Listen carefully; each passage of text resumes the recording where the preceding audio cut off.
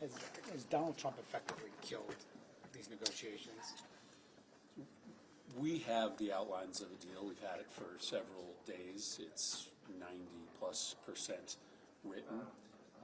I don't know what's happening inside the Republican conference right now. I know there's a faction that thinks it's better to do nothing on the border for political gain, but I still think there is a big group of Republicans that wants to help solve the problem at the border, as Joe Biden does, as Democrats do. So my hope is that we are going to be able to move forward with legislation that funds Ukraine and gives the president new tools to deal with the crisis at the border, and we do that in a bipartisan way. I really hope that the faction of Republicans that does not want to solve the problem at the border, because they want this to be a perpetual political issue, don't win out. And I think we will find out the answer to that question over the course of today and tomorrow. Has this How did you blunted your interpret momentum? what Has this blunted your McConnell momentum? apparently told his conference yesterday? How did you interpret all that?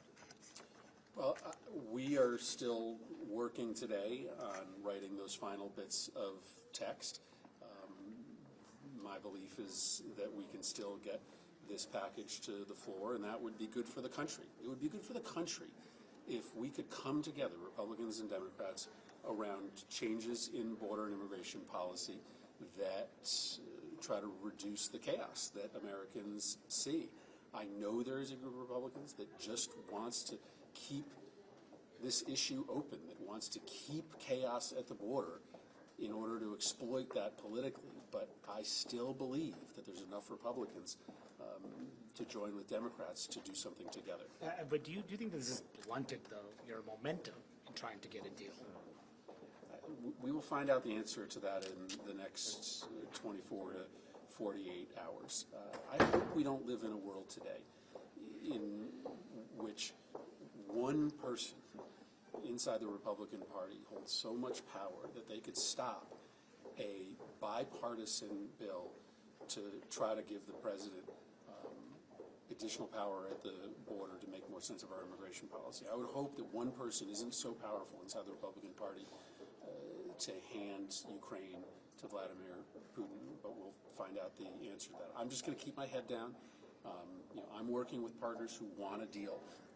There are a lot of Republican senators who want a bipartisan agreement, and I am going to be rooting for them to win this argument over the course of the rest of the day. Is part of the problem that not a majority of his conference supports this? Yes, you can probably get to 60 votes and pluck off 15, maybe 20, however many Republicans it might be for this border deal. But that's the problem. He needs a majority of his minority. Listen, I can't speak for how the Republican conference approaches this issue. I hope that when they get a chance to look at this agreement, that the majority of that conference will support it. I think the majority of Democrats will support it. But we've always known that in order to make a big step forward on immigration and border policy, we were likely not going to get every Republican vote, nor were we going to get every Democratic vote. And so it's not as if this issue doesn't have fissures inside the Democratic Party. It does.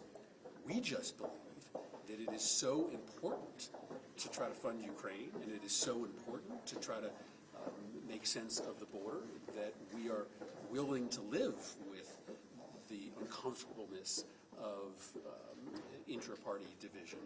I wish Republicans would be able to do the same. Have you seen a difference? Don't know.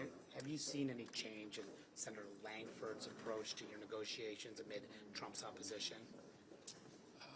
I have not. Senator Langford continues to work with us to try to write the last bits of text. As I've said, we've had a broad agreement for a number of days, and we're in the process of finalizing that text. Are you guys meeting today? We are constantly meeting and talking. Is it a mistake to maybe have held the ball so closely, because then people are going to interpret things into what they believe is there, or try to kill it necessarily from the other side if they're just trying to kill it out of hand? Well, I mean, we briefed our caucuses 2 weeks ago on the outlines of the agreement, and we've been in nonstop discussions with our caucus members since then about this agreement. I think as we have briefed more members about the status of these talks. You have obviously seen on the Republican side more members try to blow it up because there is a faction inside the Republican conference that looks at this agreement, knows that it actually will have an impact at the border, knows that it actually will fix a broken asylum system, and doesn't want that. I mean, that's the reality. There are a group of Republicans that don't want to fix this problem, and the deal that we're talking about would fix a big part of our broken immigration system. But I'm just going to say to you again, I am not giving up. I believe that there are still enough Republicans who actually are sincere about fixing the problem that we can get this done.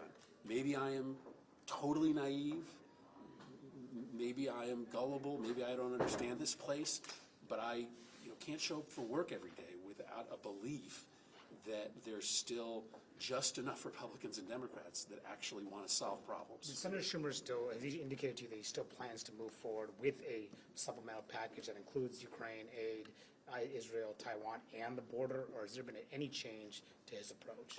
I don't think there's been any change, but I know he and Senator McConnell are talking frequently and working together on a schedule to bring a supplemental to the floor. But I can't speak for Senator Schumer. I guess what I was getting at earlier about, whether the text was going to be out or not, tactically would it have been better to maybe drip out a little bit of information, even though you briefed everybody, at these regular intervals here, so that some of that was out there, versus maybe, holding everything back, and therefore people can divine what they think is in it and blast it.